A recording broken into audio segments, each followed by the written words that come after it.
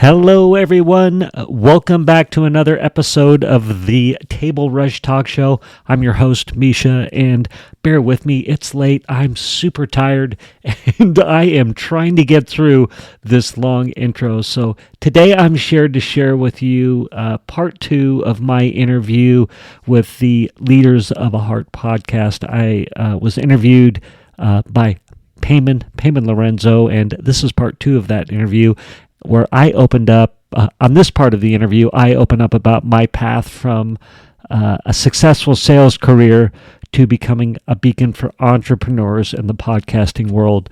We explore the transformative power of storytelling, the nuances of building a podcast from the ground up, and how embracing our unique voices can lead to incredible growth, both personally and professionally. So let's get started and discover together the impact of sharing our stories with the world. Enjoy this part two. You know when someone is selling from stage and at the end the audience gets up and rushes to the back of the room to buy? That's a table rush. My name is Misha Z, and the Table Rush Talk Show is all about bringing you the tools, strategies, and tactics that you can use to grow your audience and inspire them to buy. Greetings, everyone. This is Payman Lorenzo, your host of the Leaders of a Heart podcast. Today, I repeat one of my new very best friends I met through the podcast recently, Mr. Misha Z from cold California. No. We had a beautiful conversation about a week or so ago, and it was absolutely phenomenal. This gentleman has gone through hell and back, and now is using those beautiful gifts to inspire others, be an inspiration for everyone around them. A little bit about him. Misha is the host of the Influence Army podcast, which has over 650 episodes. And I thought I was a big shot with 291. This guy completely dwarfs me. And I'm saying, wow, salute to you. You're an inspiration. Looking up to you. And 650 episodes and counting. He is the CEO and Chief Influence Officer of the Influence Army membership, where he teaches online entrepreneurs how to go on an influence tour so that they can increase their impact, their authority, and their income, which is exactly the last line, exactly my motto as well. So this is why we're so in line on the same page, that I told him, listen, we have an opportunity to co-create magic together, and we'll do that.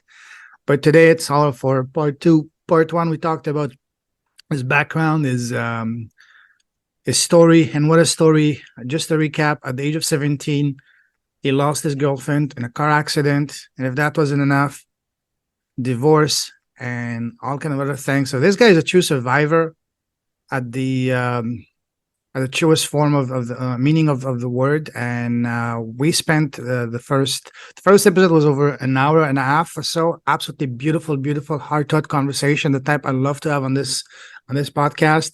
And today we're going to dive deeper into what he's doing, his impact, how he's helping all these clients to increase their impact, authority, and income. But before all of that, first of all, welcome back to the show, brother. Thank you so much, Payman. It is so good to be back from cold California. Actually, it's going to get down to maybe it'll get down to 56 degrees tonight. That's Fahrenheit, so I won't. Probably like, I don't know what that is Celsius. 10 degrees. Yeah, it's cold. It is cold. Yes, it is cold. So make sure you're bundled up. You're all warmed up. You have your good. I have my cup of coffee here. Warm cup of coffee. It warms you up. Yeah. Coffee. It's snowing already. It's snowing somewhere in the world. I know that. So it's not that cold where it's snowing. So in Canada, it's been snowing since a month ago when I called back home. Wow. Our Thanksgiving, the second weekend of October, it was already, they told me that, hey, we already have the heater on in early October. I said, what? Okay. And I was calling them from the beach, and I felt so bad for them, But anyways, yeah. Okay. First of all, how are you doing today, brother? I am doing amazing today. I spoke on a podcast earlier, guest spoke on a podcast earlier. I'm forgetting the name right now. and it went great. It was so good. Opportunity to serve and tell good stories, and the host asked such great questions. We had a ton of fun. And then, I've been doing a new round of invites or guest requests to speak on some other podcasts, and I got a confirmation and a booking today for next week. So super excited about that. And then speaking on a podcast with you right now, and so that's just a ton of fun, man. Love podcasting myself. Obviously, I have 650 plus. It's like 670 something.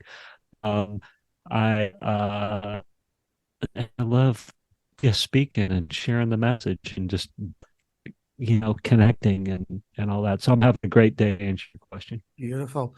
Speaking of podcasting, why podcasting? How did you end up in the world of podcasting of all the things out there? Of all the things out there, boy, that's a great question. I had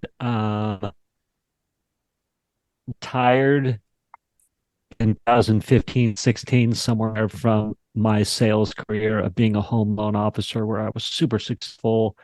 I ended up building a team and we ended up funding about $1.5 million plus home loans. And that's a lot of home loans, right? And I did it by telemarketing, school telemarketing. I did it by direct mailers, sifting through data, doing all that kind of stuff. Just was really that divorce relationships. I needed to retire and stay at home dad. And then, a few years ago, and 3, 4, 5 years ago, once my boys were leaving the nest, my two boys who are now 22 and 20, it was to jump back into the entrepreneur space, right? And I've always, not always, but I want to bring everything I know into the online marketing world. And so I did this high-end coaching group. It's called the 2CCX. It's with Russell Brunson. This is about 3 years ago. Yeah, Russell Brunson. Love Russell Brunson. Same here. Yeah. And he said, all right, you get to either start a podcast, start a blog, or start a YouTube channel. And I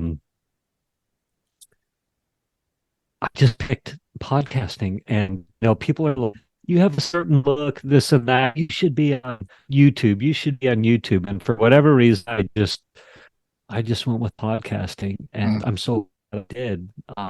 Yeah, does that answer the question? To start building a base in my marketing, online marketing career. Yeah. So from the moment you started a podcast, when did you realize that podcasting can be a serious, rival business, and you really started to take it seriously, not just as a hobby? Was it straight from the get-go? Yeah, no, straight from the get-go. I started to do it as a business. Like, I started in the online marketing space, like I said, 4 years ago. I actually started my podcast 3 years ago in November. So November of 2001 was when I started my podcast. But I did it to be foundational for my fledgling entrepreneurial growth, for that new business, for my base, right?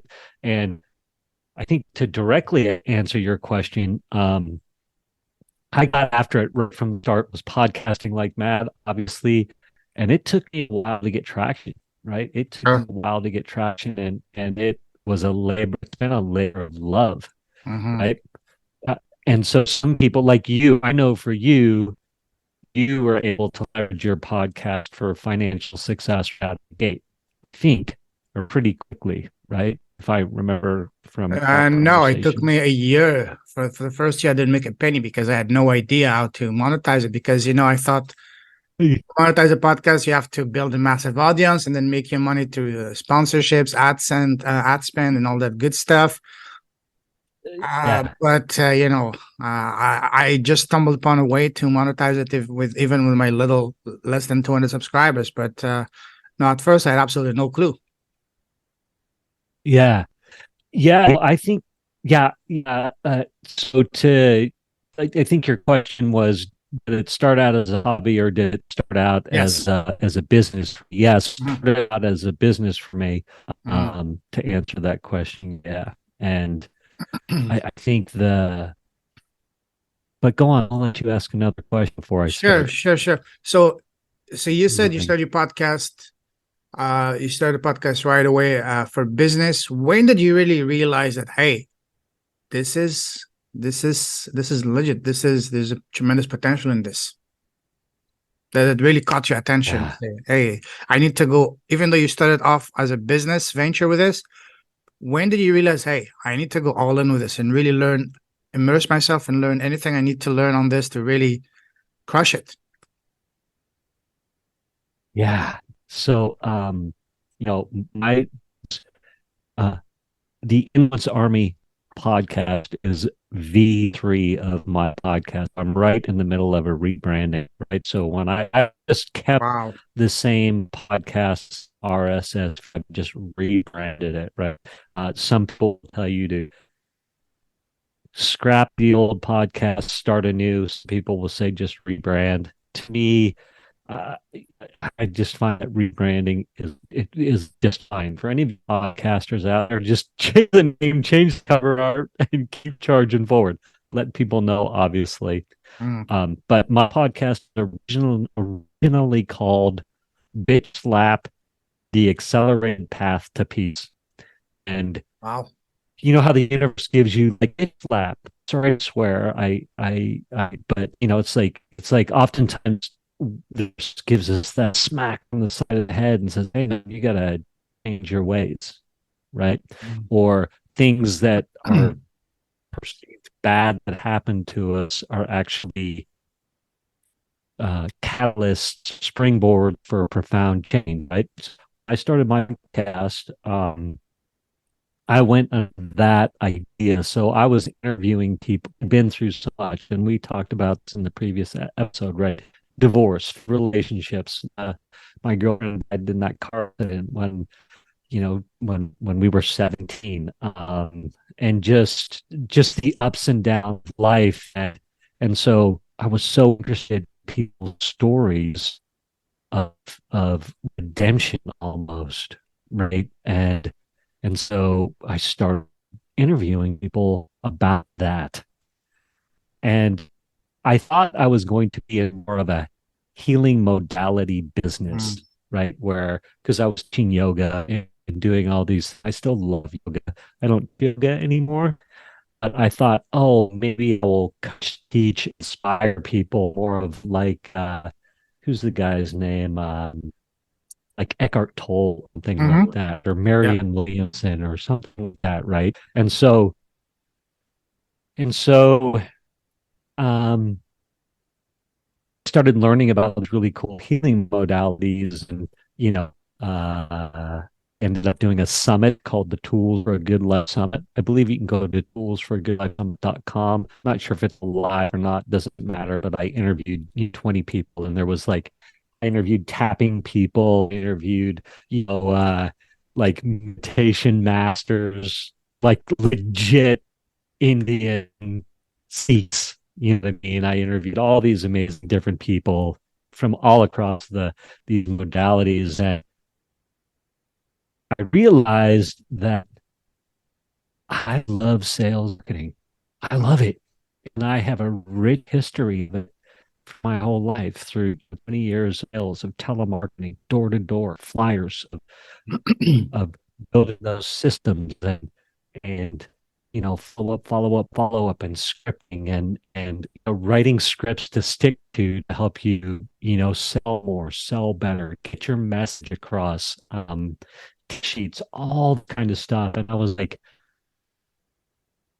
I just had an epiphany one day where I was like, oh gosh, like I can serve better by teaching people how to get the message out there, right? Mm. Like that's a better way for me to teaching somebody how to meditate, if you want to think of it that way. And so I changed my podcast name to the Table Rush Talk. This is probably a year and a half ago, somewhere in there. year and a half ago, I switched. Um, Lost a lot of followers because I went more from pretty much straight up like meditation or mindfulness type of conversations to more entrepreneurial, but still laced with mindfulness and the universe and God and and heart center, like bringing all those modalities into entrepreneurship. um this is a very long-winded answer to your question, that kind of a sideways thing, but it's been almost a tool for me to find my voice, to Mm, talk about what I like.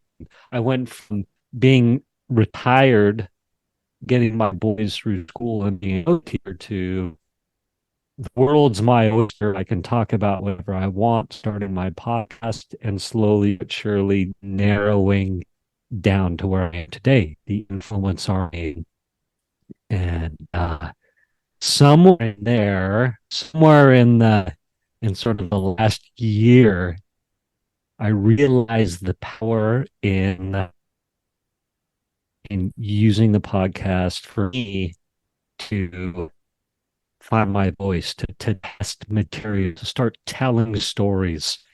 Like it's an endpoint for me for the stories I want to tell, right? And mm. then I get to voice them, I get to put them out there to the world, and I get to I'll start refining them and using them uh, as a tool for marketing and sales. Did I answer Yes, the question at beautiful, all? Or beautiful. yeah, So when you started your podcast, did you have a specific idea of who you're gonna be interviewing? Did you have a your ideal avatar right off the bat, or that's something that evolved and you got a better idea as you kept on going?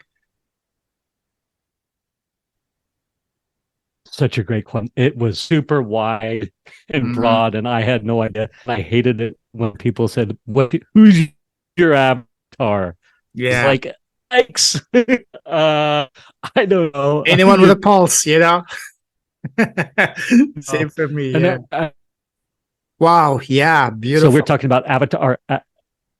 Yes, our avatars, right? So my avatar was everyone, right? And then that's what it felt like. It was, I hated it when people would ask me the Mm, question of who's your avatar, who's your perfect customer, and ultimately, although I didn't know it at the time, or I didn't want to admit it because I was still kind of raw in that space myself, it was, you know, middle-aged people, mostly men who were going through that midlife crisis, right? Maybe there was divorce, career failure, family death. Like I happen to have all that stuff, and so I was speaking to that person, women as well, um, and but I didn't want to admit that, right? And and so what was I going to say there?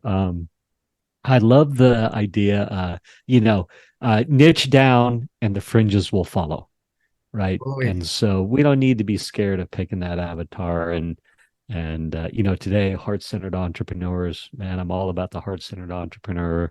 Those of us who are really, really tapping into that heart center and moving from a place of service, purpose, mission. And the person doesn't even need to know that they're a heart-centered entrepreneur per se. They're just moving that way. That makes sense. Totally. So we have quite a few things in common. You started your podcast in November 2020. I started mine just at the end of October 2020.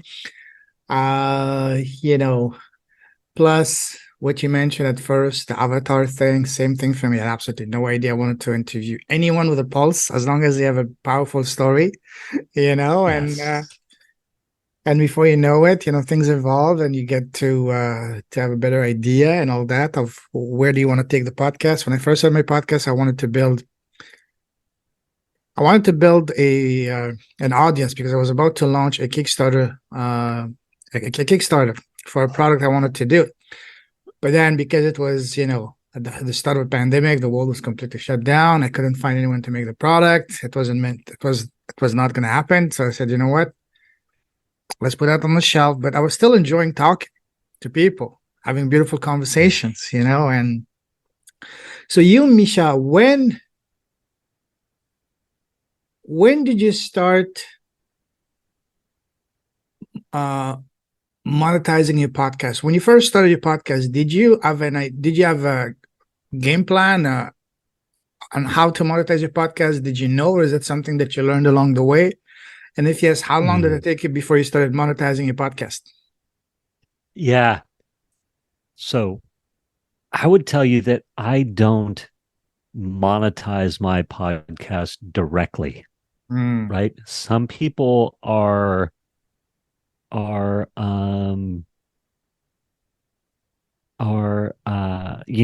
like very, very strategic with it, right? So it's like you said earlier, build that audience, sell the ads, you know, do that, right? You like build a massive following base, a follower base, subscribers, all those things, downloads, right? Or you get more strategic with it, where like you're like, hey, I'm going to strategically interview people, and then we will have opportunities to work together, most likely, right? And over time, that's the model that I've shifted to, that you're talking about right there. But I use it more as a way to get my voice out, to interview people, to start up relationships. And I'm very detached, and this might not be the answer you want or that people like to hear. I'm very detached from the metrics of the whole thing, right? I'm just like, it's such a powerful way to find your voice, and to talk ideas, and to do these things. The other thing that I've found is it's incredibly it's the what's the word when someone sees your body of work and they go, oh yeah, that's it, like proof. It's like proof of what's the word I'm talking about? I can't believe I can't remember it right now. I know what you mean. It's it gives you credibility. It gives you more. It makes you more legitimacy. So yeah, right. And so what I have found is that social proof. That's the word. Social proof. Yeah. Social proof, or cachet, or things like that, where people go, what do you do? And I go, oh, I've got a podcast. And they look at my podcast and they go, oh my gosh, like you have 600 and whatever episodes. Oh, you have all these great reviews. It's like credibility. They're like, they don't even need to listen to it. Right. So I just find that just like proof, it's social proof for what I do. And it's amazing, right? It's like having 1 million followers on Instagram, right? Where I look at someone and I go, oh my God, they got 1 million followers on Instagram. They're up to something cool. But I don't even follow them, like them, look them, whatever. You know what I'm saying? So, yeah, it's clout. What's another word we could use? So, I think, of course, I get leads from it. Things like that happen from it. But I love it more for just expression of my voice, thoughts, and ideas. And then obviously interviewing amazing people. I'm really just ramping up the interviewing of people again. I had stepped away from that for a little bit, but I love it. But now I'm going to get back at it. So, and I'll say this, and then I'll let you ask your next question. You see people that are super successful out there. Like there's this guy, Colin Boyd. Okay. And he's got a great podcast. I would recommend it to anybody. Colin Boyd. I can't remember what it's called right now, but it's maybe you look it up for me. Colin Boyd has an amazing podcast, but he was super, super successful before he started his podcast. Okay. And so he had a big audience. He had a big email list. He was very successful at teaching people how to do webinars. He is there it is. The Expert Edge. Absolutely. Yeah. It's a great listen. The guy just brings so much value. Subscribing to it. Thank you. Yeah. But what he did, so for example, is someone like him that's already established has an audience, has an email list, is a professional coach, is like already making millions of dollars with his business.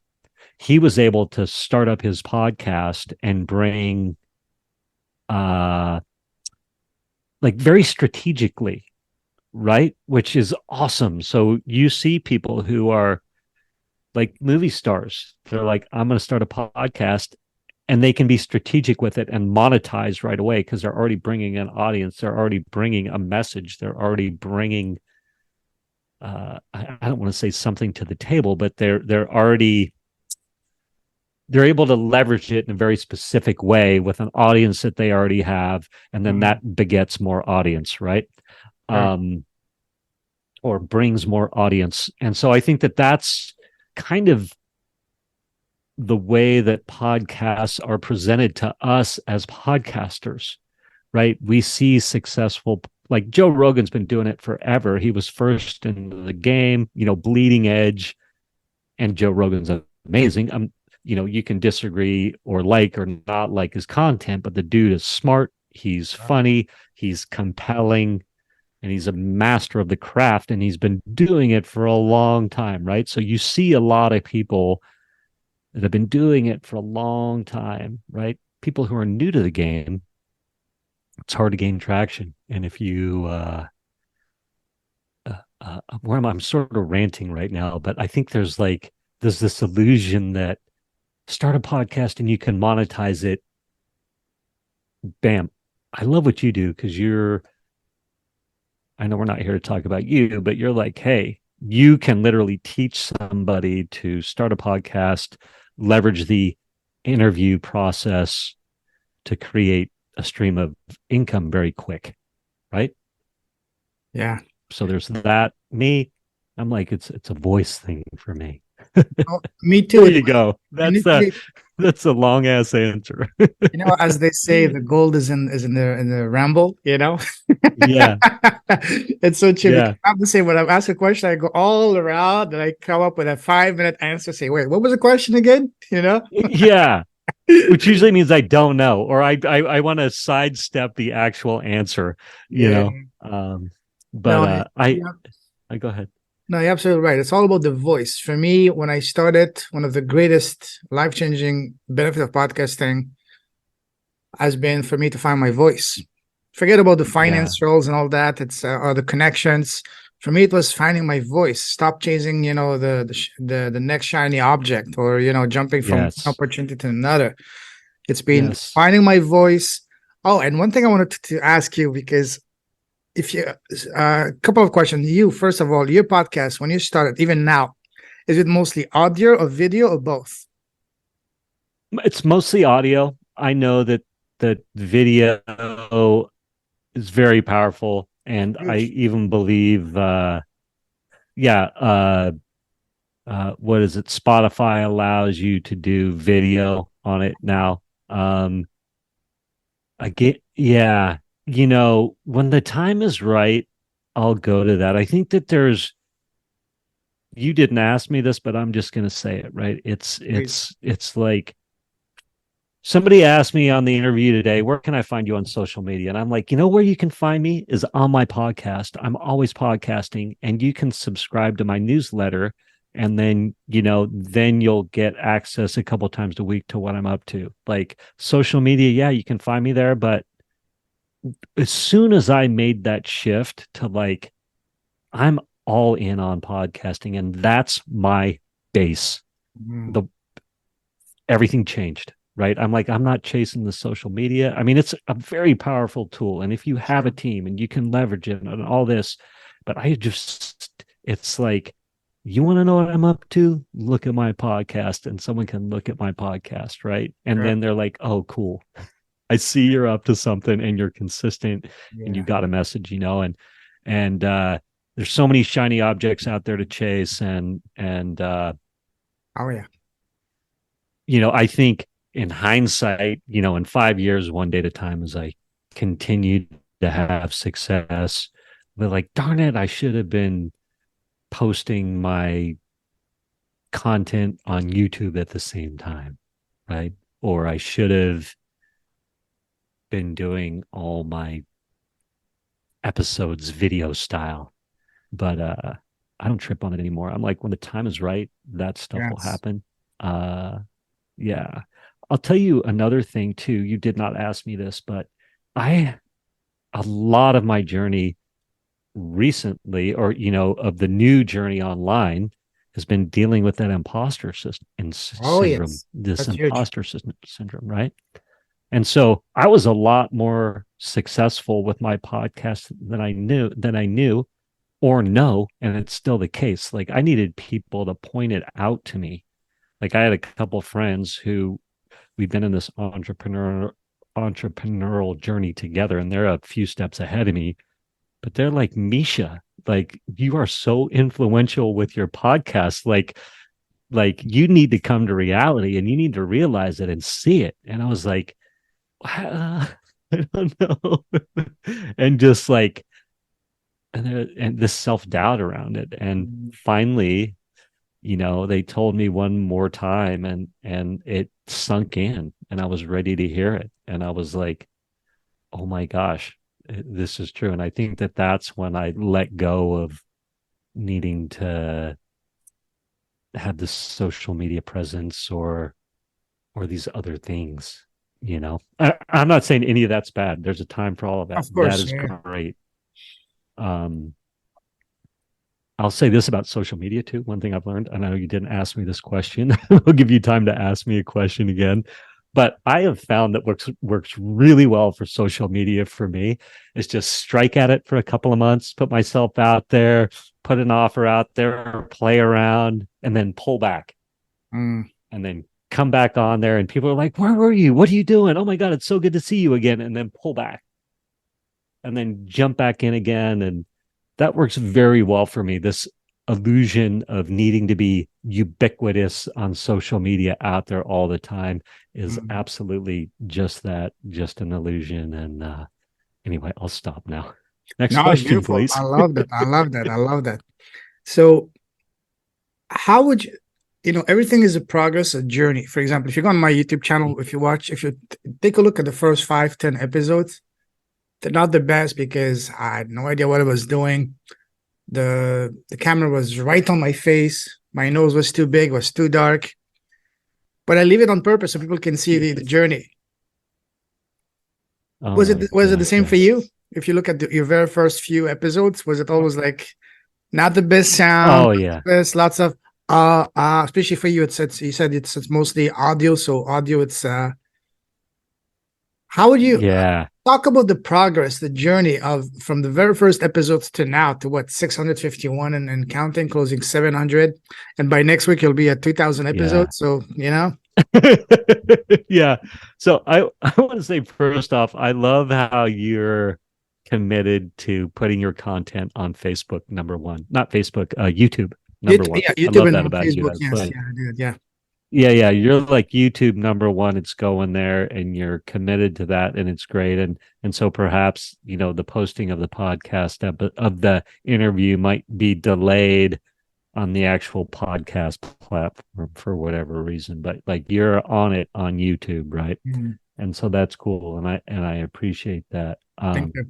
But yeah, as far as finding my voice and when did I start making sense and all that kind of stuff, and um when did the ums go less and things like that. Yeah, you know like, it's been fun. I I do a lot of podcast episodes while I'm walking. And so that's one Wow, reason I don't do that's too much interesting. video. Yeah. So, yeah, I've got like this, I don't know where the mic is, but I have this really cool mic. It's called the Shure uh, Yeah. MB, MB88, and you plug it into your phone. And I'll show you. Hold on one second.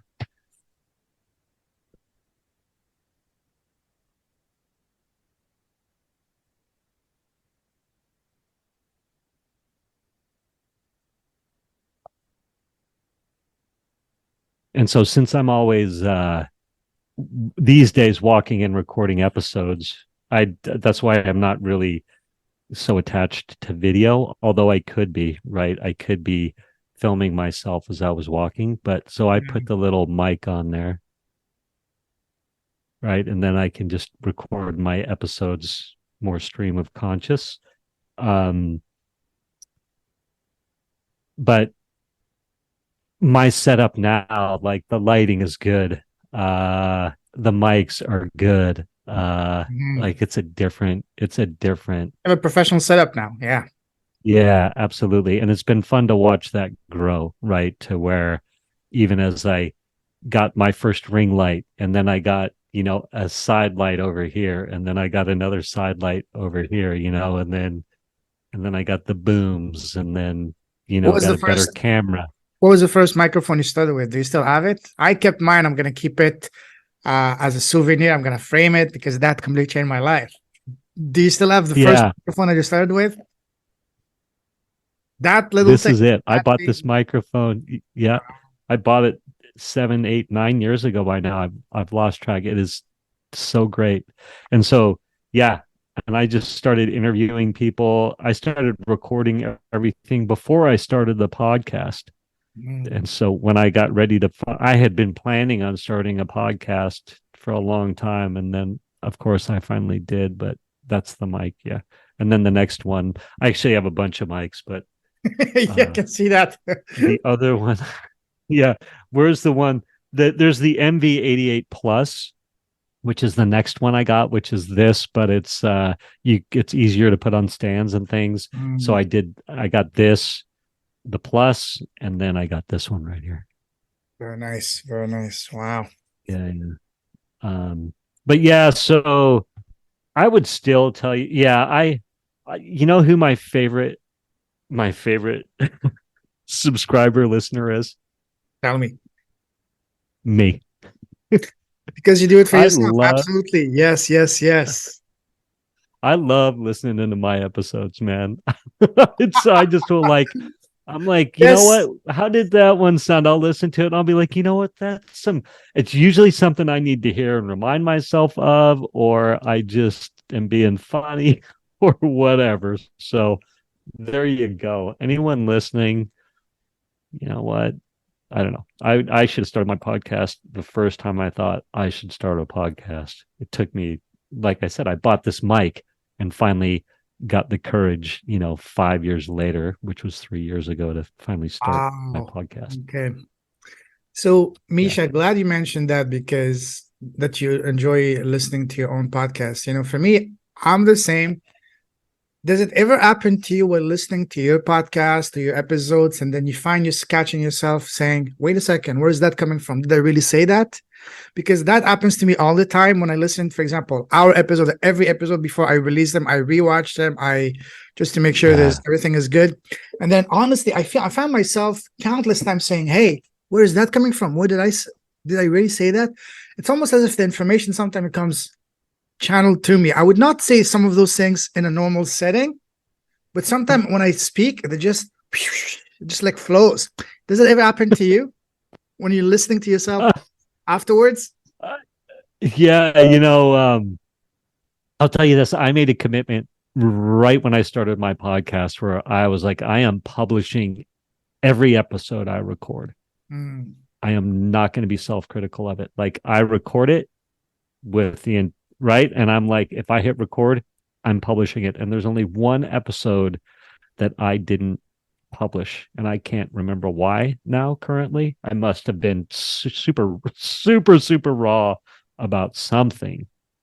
But right from the start, and this is not really answering your question, but it hit me. And I think it's important to say that is one commitment that I have. I'm like, I'm not going to over edit. I'm not going to overthink it. I record it. It's going up. You know what I mean? And for good or bad. But I usually, to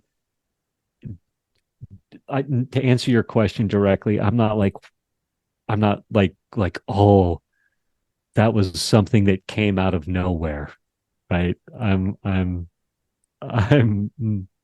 no, Okay. but I love that idea, right? Yeah, yeah. You know what is so powerful? Mm. I'll tell you this is that I like guest speaking, right? And I like speaking from stage. And so it's important to listen to ourselves and hear what habits we have, Mhm. and can we take out some of the ums, or can we take out some of those things and be better? Or when I talk about finding my voice, I'll start with new stories that I want to tell by recording an episode about it and then listening to it and going, oh yeah, that's a good story, or I need to refine it a little bit. Does that make sense? Yes, yes, yes. Wow. Yeah, yeah. Mm. So, Misha, tell us more about your business. What are you doing? First of all, what's the name of your podcast again? Yeah, it's called the Influence Army podcast. Mm-hmm.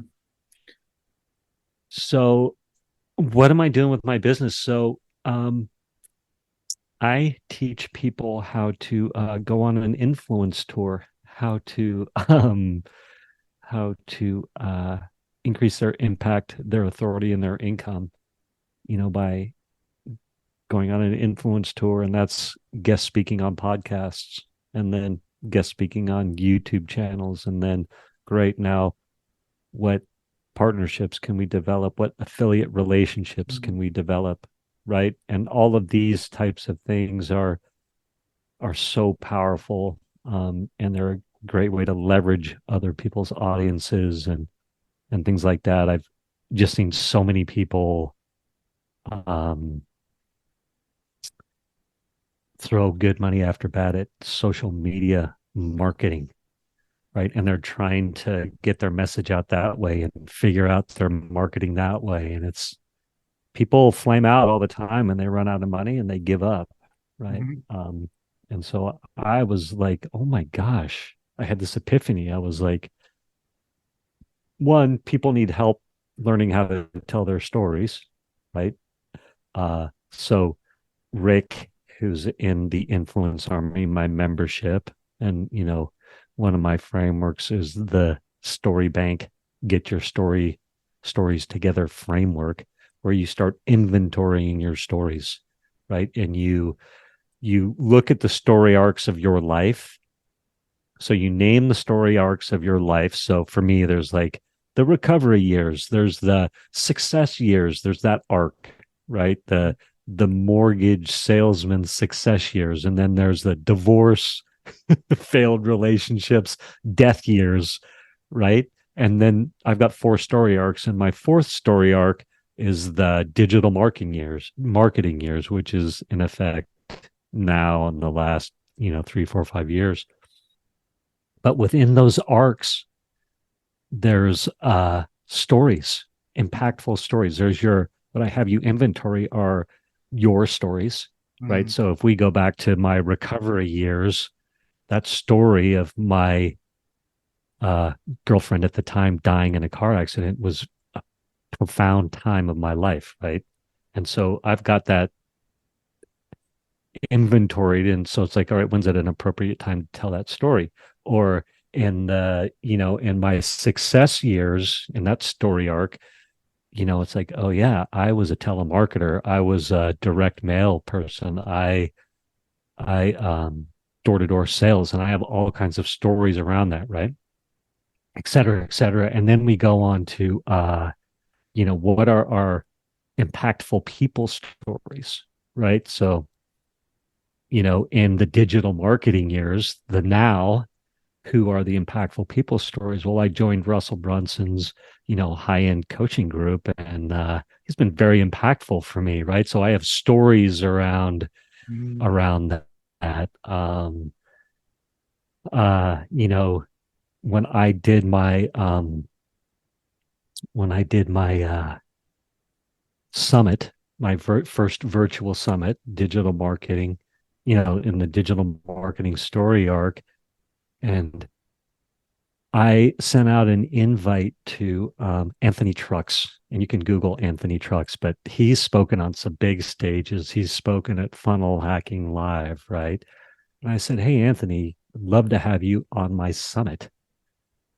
And this is right at the beginning. I'd started my podcast. I was going to do this online virtual summit, and I sent an email to Anthony Trucks and he said, I would love to be on your summit.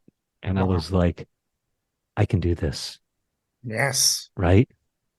And so, and then there's the, our customer stories, right? So like Rick, who's used the story bank, Rick Hayhurst. What's up, Rick? If you happen to listen to this, he's like, oh my gosh, I started inventorying my stories using your story bank framework. And he goes, I am such a better effective speaker now. I know intuitively what stories when to tell. I'm so much more confident in my networking.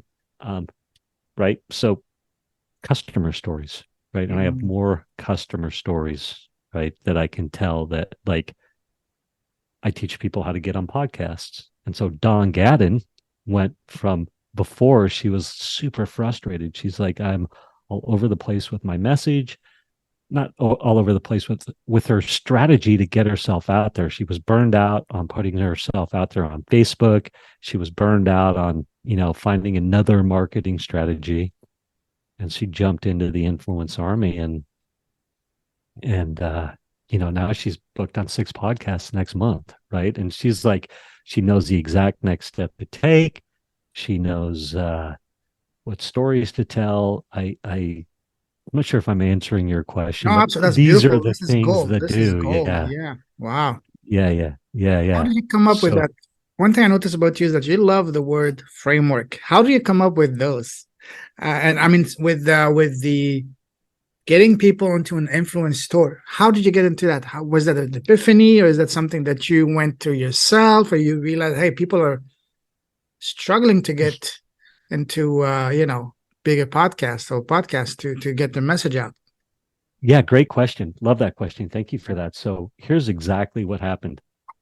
I was out there getting customer testimonials for online entrepreneurs, right? So video testimonials. I had my perfect video testimonial system, my five step system for getting your customers to gladly do your selling for you. That was like my first product, right? And I was literally getting flown around the world to get testimonials for people, for businesses, flown across the United States. Um, and so uh, I'm doing this, and then I had this friend. His name was Ryan Lipsey, and he's got the Small Business Spotlight. He's got this show called the Small Business Spotlight, and he had been harassing me for I don't know months. Like, you got to come onto my show because you're teaching people how to get their customer testimonials. And he spoke to realtors, so he's a title officer, and he spoke to realtors and realtors need content, right? And they need video content and they need good video content. And so I have my perfect video testimonial system. And he's like, you got to teach my realtor audience how to get their customers' video testimonials and then how I have this whole method for repurposing it for social media, right? And he's like, you got to teach them. And finally, I broke down and was like, okay. And so I went on a show and I killed it. I crushed it. Okay. And I was like, oh my God, I did good. Right. And then I woke up to an email. This is the other thing. So that was the one thing. The other thing was I woke up to an email from a customer. Her name is Stacy Oliver. And Stacy had sent this email to me and she said, you're the one who moves the needle in my business. I Wow. have to have you at, yeah. She's like, you're the one that's responsible for driving revenue in my business. I have to have you at my next event in Aspen, Colorado. Book your airline ticket, send me the invoice, send me your quote. Like, I need you there next week. And I was like, my imposter syndrome evaporated in that moment. I was Yeah. like, oh my God, I am adding value. Right. Big And so epiphany. I was like, yeah, big epiphany. So those two things literally happened like within days of each other. And I was like, oh my God, I got to get my message out there and I got to get it out there in a big way. And I'm going on a podcast tour. So I was like, I'm going to go on a podcast tour. Right. And so I did this social media post. So I'm a systems guy.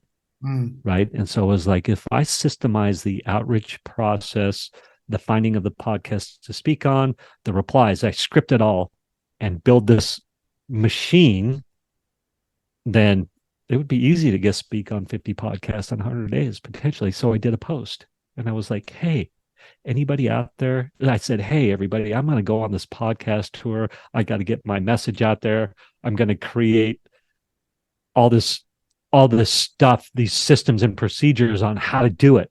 I said, would anybody want that? And I got this flood of engagement saying yes. And in that moment, I was like, oh my God, like that's my destiny. It's not this video testimonial thing, which is amazing, right?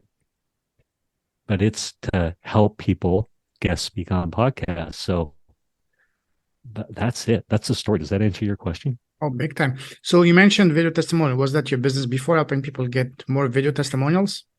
Yep. That's a good one too. And, yeah, it's a great one. And when I was at this turning point, I was like, what's going to be the easiest one for me to scale? Or what was the one that would be funnest for me to scale? I was about from to that say, heart center. I was about to say, not only the scale, but also that I'm enjoying it big time, Enjoying it, right? And so I love interviewing people, right? Obviously, I have a podcast. I've literally interviewed thousands of people. Sure. Right. So, and I've been paid to interview people and I love it. And one thing I realized was that when I was interviewing entrepreneurs, a lot of them are horrible at telling their customer stories. Right. So inevitably, I had asked that entrepreneur, I'm like, hey, what's your favorite customer story? It like backs up what you do, right? Like now's your chance to show through your customers' eyes how good you are at what you do. And I just found entrepreneur after entrepreneur after entrepreneur was like, there'd be the pause, but it wasn't for dramatic sake. It was because they literally didn't know or they hadn't put time into it. And so they'd go, oh, I helped this one person and this is what I helped them do. I'm like, well, what's their name? And they're like, well, I don't know if it's okay for me to use it. Use the first name. Like, yeah. Yeah. And so I was like, man, people need help getting their customer stories and people need help telling their customer stories. So that's kind of been my journey. So I was like, oh my God, people need help getting their customer testimonials, man. And I was like, people need to know how to use them, where to use them. There's so many cool ways to get them and all kind of stuff. So you'll notice on my sales page, I have a ton of video testimonials because I'm good at getting them. That's huge. Beautiful. Well done. Tell us more about the structure of your program. Yeah. So basically, the structure of the program. So there's two main parts to it. There's the get ready to guest speak part of it, and then there's the go on tour part, right? So the get ready to guest speak part is like, hey, let's get a few things in order. Let's start, one of the first things I have my members do is start their story bank.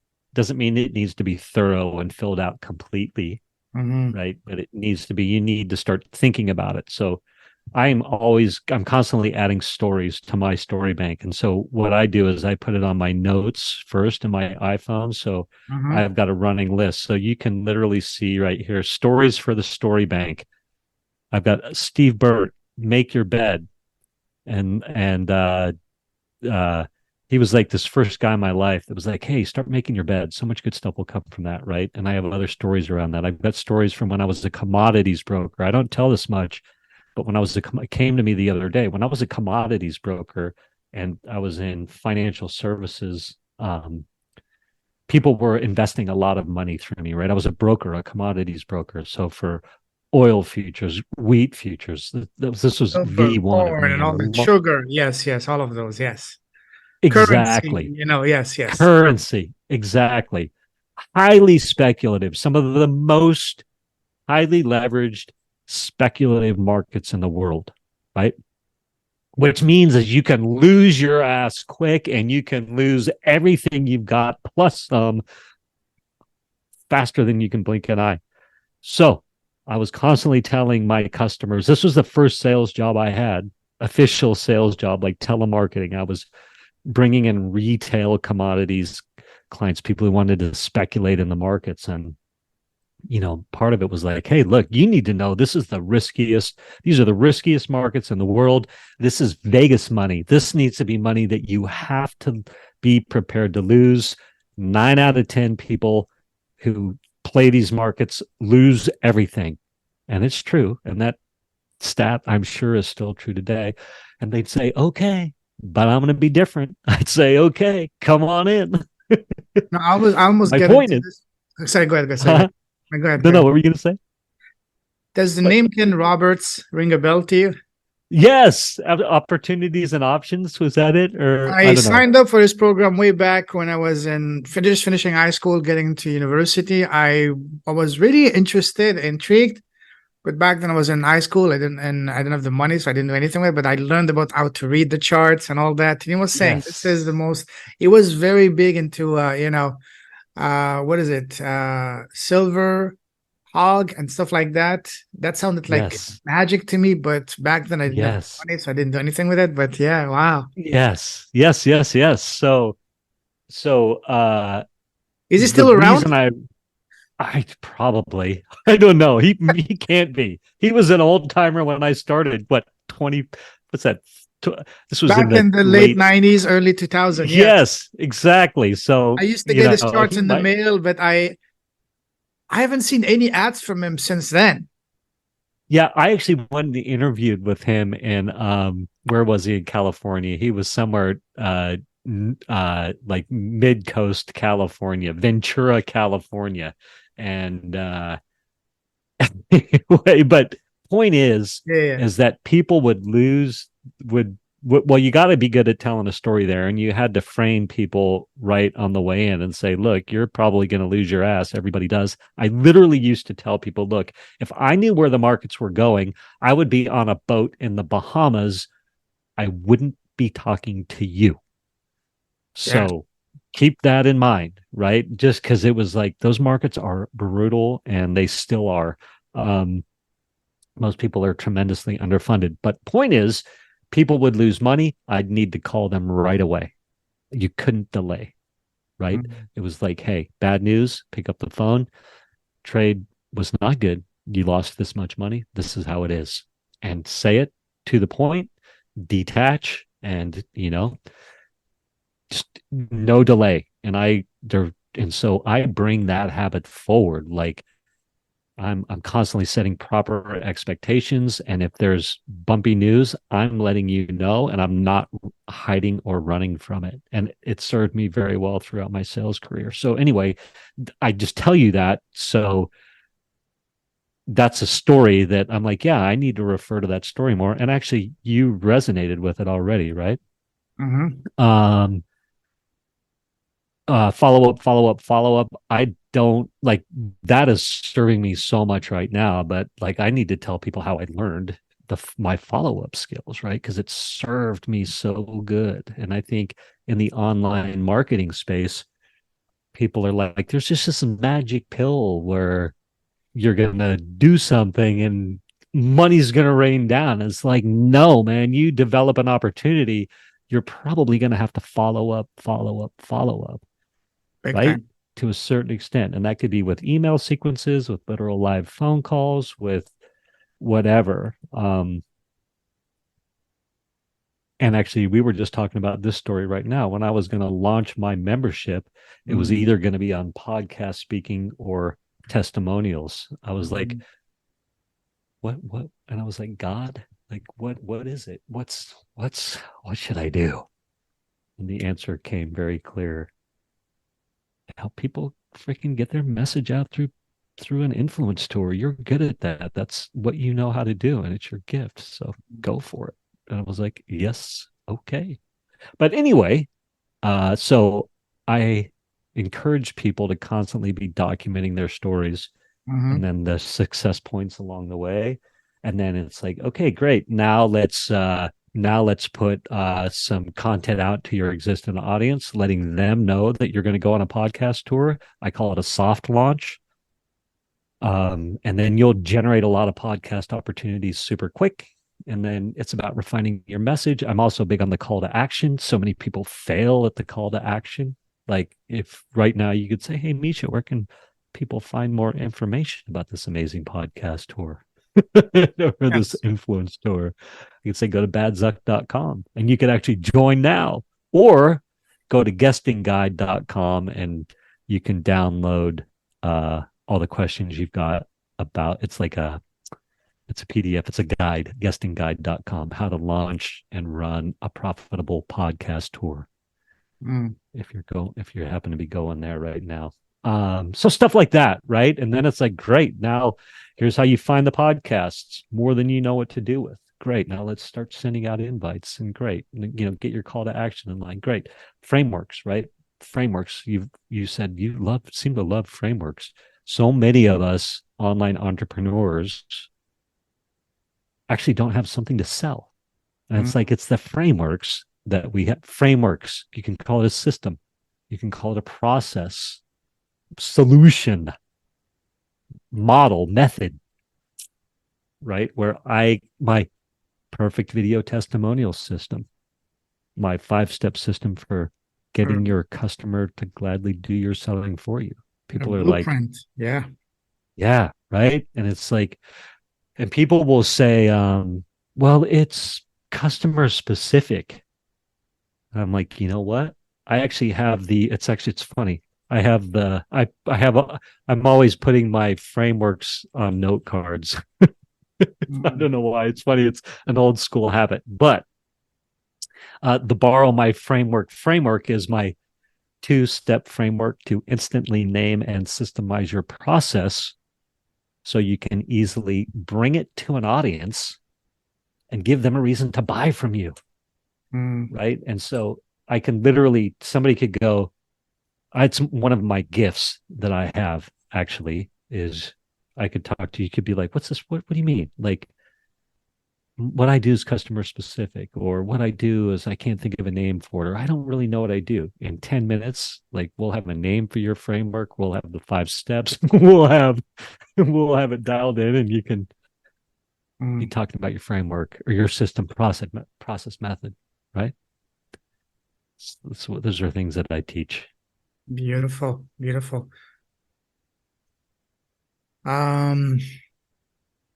So when someone joins your influence army, how soon can they expect to get some real concrete results? Within the first month, absolutely. Okay. No problem. Yeah.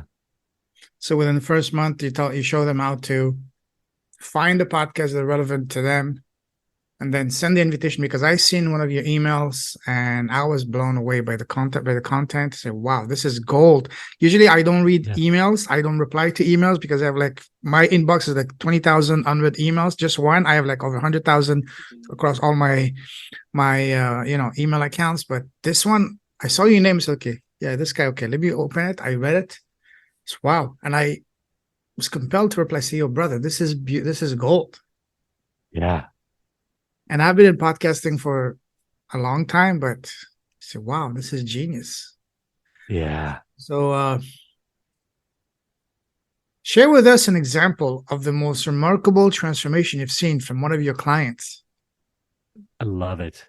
So I can give you 3 examples. Sure. Dawn Gadden started, and really quick, like, she's already got 6 podcasts. It's actually into this month, November, but she gave me a video testimonial just the other day, and she's like, oh my gosh, like, this has been amazing. Like, I'm on so many podcasts and I've got 6 booked for next month. Right. That's exciting. Speaking on 6 podcasts, and she wasn't even into the month yet, so she's probably booking more. So that's super powerful. I've got Stacy, who said, you're the one who drives the revenue in my business. She joined the influence army. Yeah. And she locked down within 2 weeks. She locked down a $6,000 deal. Wow. Like, got a check for $6,000 within 2 weeks of joining. I think it was, she's got another one that's like directly result where she's like, I did this and got $6,000. I did this and it just happened again and I got $6,000, right? And that's just, those are just two small little examples within what she's doing. And so think of all the other stuff that's happening. Carissa, Carissa might be my favorite, but she was like, she goes, she's like, basically what I have you do is nail down your avatar. And I'm like, just commit to something and it can be wrong. Right? Just like pick something for me, right? And then a little bit of story bank work. And she got on a virtual stage, right?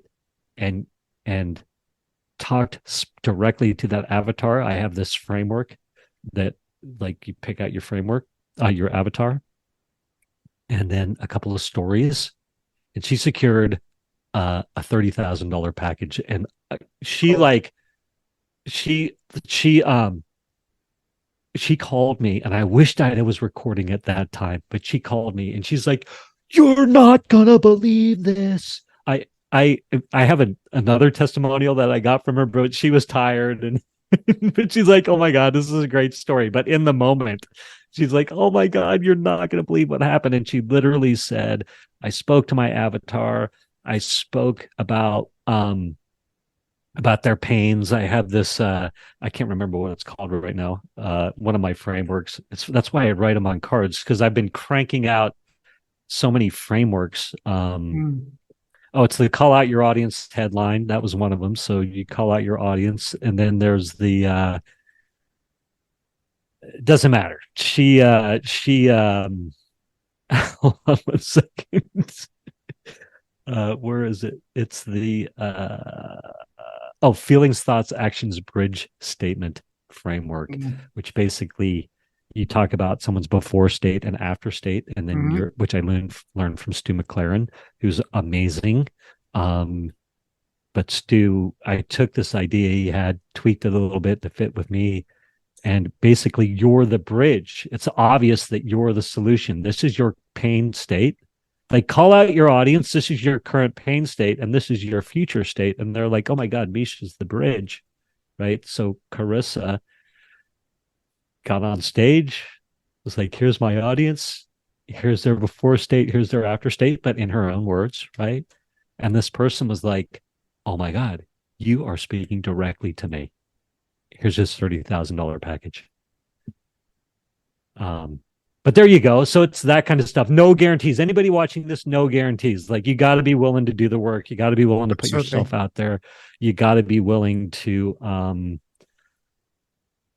to test and try. And, but then there's so many little micro wins for, like I was telling you earlier about Rick, who's just like, he's so much more confident in his storytelling. Right. That's huge. And yeah. And then the framework thing, he's like leveraged that. He's like, oh my God, it changed his life. He literally is like, he's like, duh.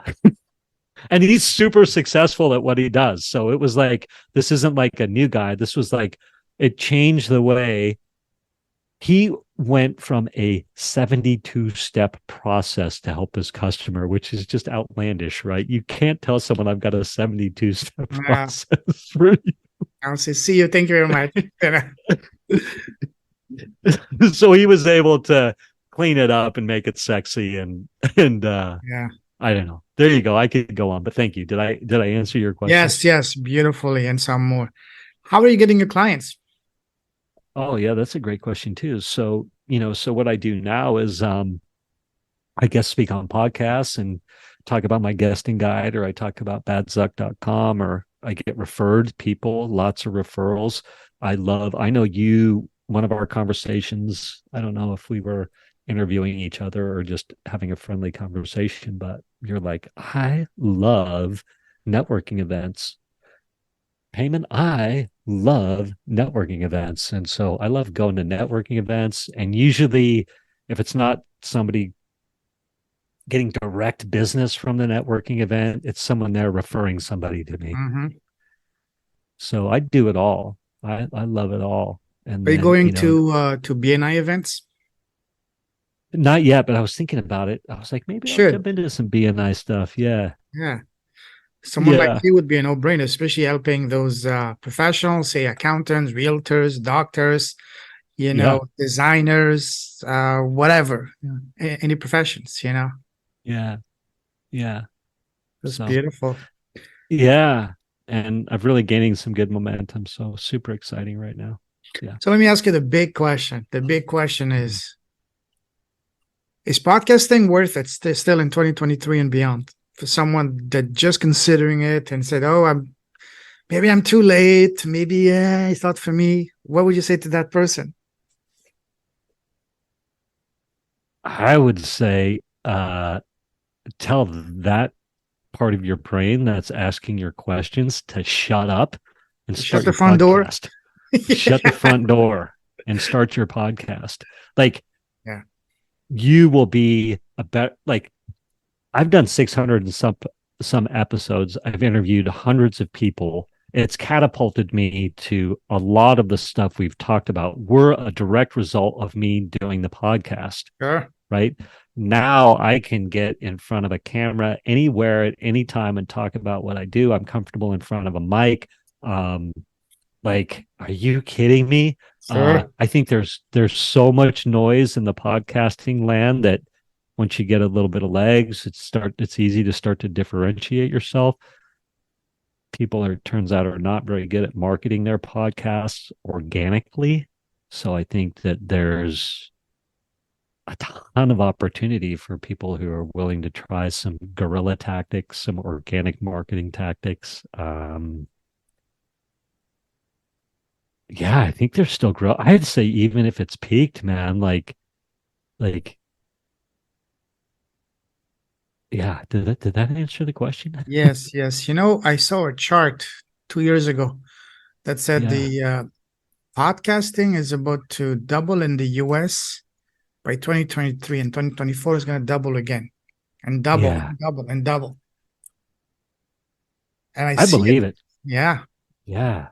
I mean, I think it's such a great outlet, a creative outlet. It's done so much for me. Like, that's Yeah. why when people ask, like, how's the monetization of it? And I'm like, well, it's led to this amazing things that I do. It all started with like being willing to put myself out there on an audio platform and start reaching out to people to interview them, and it's led to amazing things for me. So, What would you say has been the number one transformational benefit of podcasting, and not just your business, but in your life? from podcasting, Yes. is that what you? Yeah, Yes. yeah. Boy, that's a great question. Thank you. Yeah, I was walking down the beach the other day. I was walking down the 101, which is a freeway, which is a road right along the Pacific Ocean. So it's literally you're walking on the walking path on the 101, and there's the Pacific Ocean. You can see the waves. You can see the surfers, right? Beautiful beachy day in San Diego. And this jogging lady she's running really fast, and she stops and she looks at me with these wild eyes and she goes, "You've got that podcast, don't you?" And I said, "Yes, I do." And she goes, "I freaking love you." And then just started tearing down the road again. And I was like, Really? yeah. I was Wow. like, what? What's your I name? went to You want to be on my podcast? yeah. Oh yeah. I went to Funnel Hacking Live, Yeah. and this is a couple years ago. And I have a reputation as a podcaster because I'm consistent and I do it a lot. I walk into Funnel Hacking Live and my reputation had preceded me. And I say this non-egoically as I can, where it was like, people were like, "You've got that podcast. You've got that podcast. You've got that podcast. Oh my God, you're a podcaster. Oh my God." And it's like I said, people hadn't even heard it or didn't even know the name of it. They just knew that I was a podcaster, right? And I had this credibility. It was crazy. Like people like it was crazy. I don't know. So that's not really answering your question, but it's Oh, it kind of is. transformational. Like that's super fun That's stuff, huge. Yeah. right? Like, Yeah. yeah. And then, I will get people that will like when you responded to my email and said, "This is gold, brother." Mm, I was like, "Oh my gosh. Like, thank you." yeah. You know, it's so affirming and it lets me know that I'm walking the right path and I'm serving in the way I want to serve, right? And when you get something like that from someone like you, I know that the ripple effect is greater than I can comprehend, right? And so Mhm. when I'll get people that will reach out to me randomly about my podcast, and so I can only imagine people with like super successful ones that are getting every day like just a wave of affirmation. But people will be like, that episode changed my life. And I'm like, Sure. wow, you know? So stuff like that is amazing. Mm. We've been talking about that over and over for the past an hour and a half, but the last question I will ask you, that's my favorite question to ask all of my guests, and that is, what is the smallest thing you've done? And by small, I don't mean something small. I mean the one thing you've done that has had the greatest, deepest, most profound positive impact in both your life and business.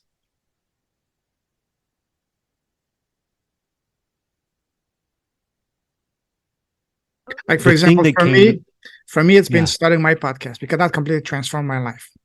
yeah. What about you, Misha? So I'm going to say this, the fortunes in the follow up, right? And Mm, in the last 3 or 4 years, and I learned this in sales, the fortune is in the follow up. So I was at this high end mastermind. And this was when I first had the idea about getting customer testimony, video testimonials for people. mm, And I stumbled across this lady and she said, I need that. I'm going to Ireland and I'm doing a mastermind. Maybe you can help me. Reach out to me after this mastermind. Right. And it was in like Mexico, I think. It's a couple of mm, years back. And I came home and I was full of self doubt. And I had a list of people to reach out to. And she's very successful at what she did. And I was like, I'm just going to start with her. And I reached out to her and, and she's like, kind of, you know how it is when you reach back out to people and they're like, who are you again? Right. But I told her and she's like, oh my God, I remember. And I can't believe you reached back out to me. I'm going to bring you to Ireland. I'm going to bring you to do this. wow. Right. And that has been this massive,